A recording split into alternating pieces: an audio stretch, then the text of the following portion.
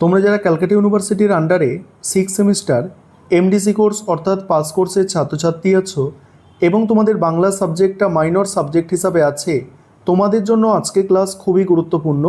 আজকে ক্লাসে তোমাদের MN6 পেপারের শেষ মুহূর্তের সাজেশান এবং একটি মডেল প্রশ্নপত্র অর্থাৎ মক টেস্টের প্রশ্নপত্র নিয়ে আলোচনা করব। প্রথমে তোমরা সাজেশানটা দেখে নাও। 15 নম্বরের প্রশ্ন, প্রতিটা মডিউল থেকে আমি 4টি করে প্রশ্ন রেখেছি শেষ মুহূর্তে এবং আশা করি এখান থেকে তোমরা কমন পাবে। দেখো, প্রথম মডিউল থেকে প্রথম প্রশ্ন আছে, দেখো, সজারুর কাঁটা উপন্যাসে দীপা চরিত্রটি কতখানি সার্থক? এই চরিত্রের মাধ্যমে লেখক তৎকালীন সমাজ ও নারীর মনস্তত্ত্বের যে পরিচয় দিয়েছে তা আলোচনা করো। পরের প্রশ্ন আছে, সমাজ বাস্তবতার নিরিখে সজারুর কাঁটা উপন্যাসটির সার্থকতা বিচার করো। পরের প্রশ্ন, সজারুর কাঁটা রহস্য কাহিনী হিসাবে বিশেষ জনপ্রিয় হলেও প্রেম কাহিনী হিসাবেও যথেষ্ট উপভোগ্য, মন্তব্যটির যথার্থতা বিচার করো। নেক্সট আছে, সজারুর কাঁটা উপন্যাসে ব্যোমকেশ বক্সীর ভূমিকাটি পর্যালোচনা করো। এবারে 2 নম্বর মডিউল থেকে প্রশ্নগুলো দেখো। এখানে প্রথম প্রশ্ন আছে, বোমযাত্রীর ডায়েরি অবলম্বনে শঙ্কুর ল্যাবরেটরিতে কারা আবিষ্কারগুলির সম্পর্কে আলোকপাত করো। এটা করা আবিষ্কার মানে শঙ্কু তার ল্যাবরেটরিতে কি কি আবিষ্কার করেছিল সেগুলো ওপরে আলোকপাত করতে বলা হচ্ছে। পরের প্রশ্ন, প্রফেসর শঙ্কু ও আদিম মানুষ গল্পে আদিম মানুষটির প্রতি শঙ্কুর মমতা এবং বিজ্ঞান মনস্কতার যে পরিচয় পাওয়া যায় তা আলোচনা করো। তারপরে তোমার পাঠ্য গল্পগুলি অবলম্বন করে প্রফেসর শঙ্কু চরিত্রের বৈশিষ্ট্যগুলি পরিস্ফুষ্ট করো।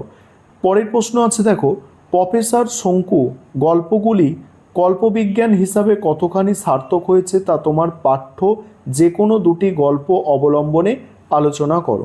এবারে 3 নম্বর মডিউল থেকে দেখো 15 নম্বরের প্রশ্ন যেগুলো আছে, সব ভুতুড়ে গ্রন্থের গল্পগুলির ভয়ের সঙ্গে কৌতুক রসের যে অপূর্ব সংমিশ্রণ ঘটেছে তা উদাহরণসহ আলোচনা করো। পরের প্রশ্ন দেখো, পেনেটিতে এবং মণিঝোড়ার গল্প দুটির বিষয়বস্তু বা নামকরণের সার্থকতা সংক্ষেপে লেখো। পেনেটিতে এবং মণিঝোড়া এই দুটো গল্পের বিষয়বস্তু বা নামকরণের সার্থকতা তোমাদের আসতে পারে। সব ভুতুড়ে গল্পগ্রন্থে ভুতুড়েদের মধ্যে রয়েছে মানবিক আবেদন, তারা তথাকথিত বীভৎস চেহারা নিয়ে হাজির হয় না, আলোচনা করো। তারপরের প্রশ্ন একটি দেখে নাও, এক্সট্রা একটা প্রশ্ন দেওয়া আছে, এই প্রশ্নটা একটু ভালো করে দেখে যাবে। এবং 5 নম্বরের প্রশ্ন, সজারুর কাঁটা উপন্যাসে অপ্রধান পুরুষ চরিত্রগুলির সংক্ষিপ্ত পরিচয়। দীপার বাগানের বর্ণনা দাও। 3টে মানুষ বেঘরে পান দিল, কারা পান দিয়েছিল এবং কিভাবে? বাকি প্রশ্নগুলো দেখো। যেমন এই প্রশ্নটাও খুবই গুরুত্বপূর্ণ, সজারুর কাঁটা উপন্যাসে দীপা এবং দেবাশিসের বিবাহ কিভাবে সংগঠিত হয়েছিল আলোচনা করো। বাকি প্রশ্নগুলো দেখতে থাকো। এবার মডিউল 2 থেকে আছে, মডিউল 2 থেকে বলছে, সে চেয়ারে বসে দুলছে তার মধ্যে টাফা বলছে। টাফার সংক্ষিপ্ত পরিচয়, এটা খুব ভালো প্রশ্ন, টাফার পরিচয়। তারপরে প্রফেসর শঙ্কু ও গোলক রহস্য গল্পের গোলকটির সংক্ষিপ্ত পরিচয়।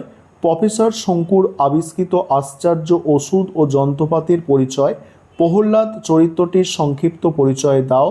খুব ভালো প্রশ্ন এগুলো।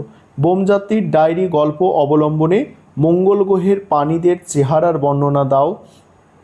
পরের প্রশ্ন দেখো, মডিউল 3 থেকে, যে সব ভুতুড়ে বইয়ের ভূমিকায় লীলা মজুমদার কি লিখেছেন জানাও। সব ভুতুড়ে গল্প অবলম্বনে মেজ পিসেমশাইয়ের চরিত্র সম্পর্কে সংক্ষেপে লেখো। তেপান্তরের পারে বাড়িটির ভৌতিক পরিবেশ বর্ণনা দাও। বাকিগুলো দেখো, এই প্রশ্নগুলো একটু দেখে যাবে। এবং তোমাদের মডেল প্রশ্নপত্র যেটা তৈরি করা হয়েছে, দেখো এখানে যে প্রশ্নগুলো আছে আরও বেশি গুরুত্বপূর্ণ যেগুলো সেগুলো বাছাই করে দেওয়া হয়েছে। দেখো, 1 দাগের প্রশ্ন রাখা হয়েছে, 3টে তোমাদের 15 নম্বরের প্রশ্ন আছে, 1, 2, 3 দাগ পর্যন্ত, ঠিক আছে। তারপরে তিনটে তোমাদের আসছে 5 নম্বরের এবং তারপরে 1 নম্বরের প্রশ্ন থাকে। দেখো সজারুর কাঁটা উপন্যাসে দীপা চরিত্র কতখানি সার্থক, এই চরিত্রের মাধ্যমে লেখক তৎকালীন সমাজ ও নারীর মনস্তত্ত্বের যে পরিচয় দিয়েছে তা আলোচনা করো। তারপরে আছে সমাজ বাস্তবতা নিরিখে সজারুর কাঁটা উপন্যাসটির সার্থকতা বিচার করো। 2 দাগের প্রশ্ন রেখেছি বোমজাতির ডায়েরি অবলম্বনে শঙ্কুর ল্যাবরেটরিতে মানে করা আবিষ্কারগুলি সম্পর্কে আলোকপাত করো। তারপরে দেখো প্রফেসর শঙ্কু ও আদিম মানুষের গল্পে আদিম মানুষের প্রতি শঙ্কুর মমতা এবং বিজ্ঞান মনস্কতার যে পরিচয় পাওয়া যায় তা আলোচনা করো। তারপরে দেখো সব ভুতুড়ে গ্রন্থের গল্পগুলির ভয়ের সঙ্গে কৌতুক রসের যে অপূর্ব সংমিশ্রণ ঘটেছে তা উদাহরণসহ আলোচনা করো। তারপরে দেখো পেনেটিতে এবং মণিঝোড়ার গল্প দুটির বিষয়বস্তু বা নামকরণের সার্থকতা সংক্ষেপে আলোচনা করো। নেক্সট 5 নম্বরের প্রশ্ন আছে সজারুর কাঁটা উপন্যাসে অপ্রধান পুরুষ চরিত্রগুলির সংক্ষিপ্ত পরিচয় দাও। তারপর দীপার বাগানের বর্ণনা দাও। বলছে সে চেয়ারে বসে দুলছে আর তার মধ্যে টাফা বলছে, টাফার সংক্ষিপ্ত পরিচয়। প্রফেসর শঙ্কু ও গোলক রহস্য গল্পে গোলকটির পরিচয়। সব ভুতুড়ে বইয়ের ভূমিকায় লীলা মজুমদার কী লিখেছেন জানাও। তেপান্তরের পারে বাড়িটির ভৌতিক পরিবেশের বর্ণনা দাও।